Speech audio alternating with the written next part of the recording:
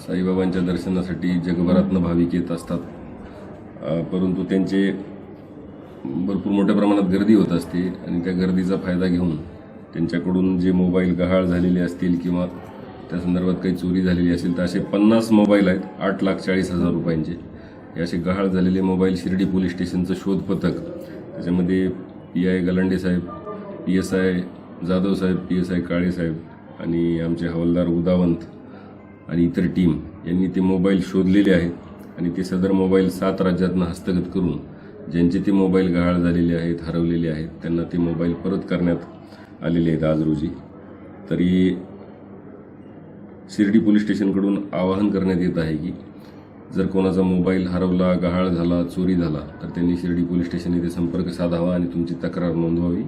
तुमचा मोबाईल शोधण्याचा आम्ही चांगल्या प्रकारे प्रयत्न करू. धन्यवाद.